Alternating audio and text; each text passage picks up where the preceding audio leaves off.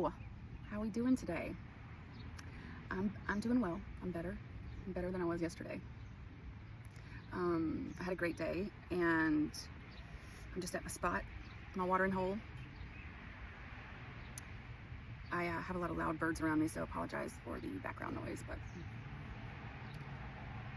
this is where I come to pray while I've been here in good old Massachusetts. So today I learned about emotional minds, rational minds, and then the hybrid wise mind. So I think a lot of people live in one extreme or the other. They're either extremely emotional and they react to things in emotional ways, and they have a hard time coping with things, and they are in their feels. And so I think a lot of females, I know I did, I lived the majority of my life in my feels. So many feels, lots and lots of feels. And the flip side of it is the rational mind. Logic, truth, facts, not feelings. Feelings are not facts. And so I think a lot of males exist in that end of the spectrum, especially if they have had a family system or a father that shut down any emotions, or, you know, made it not possible to be sensitive or in touch with your emotions, which is pretty common. But the good news that I learned today is that there is a middle ground. Of course there is, right? There's moderation, there's wisdom, there's a combination, a combo plate, if you will, that we can use when we're reacting to things or making a decision. And that's called the wise mind, and it's a hybrid of the two. And it's acknowledging the signals of your emotions and then logically thinking about the best course of action. And that's wise. It's a really wise way to look at things.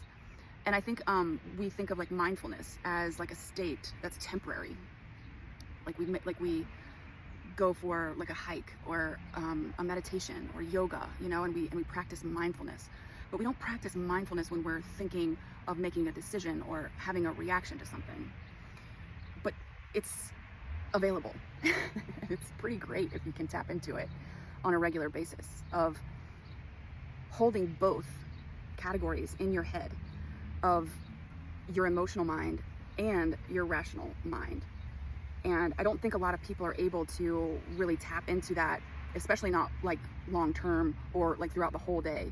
And maybe that's not possible throughout the whole day. I'm not sure. I just learned about this today, so I'm just relaying the info that I thought was pretty relevant for most of us.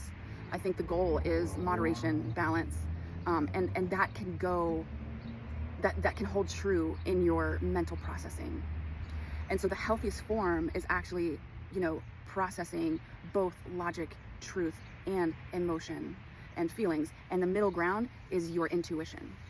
Because when you allow both things to occur, then you can get gut feelings and you can follow that. And that's where I think God wants us to be. He wants us to open that channel up.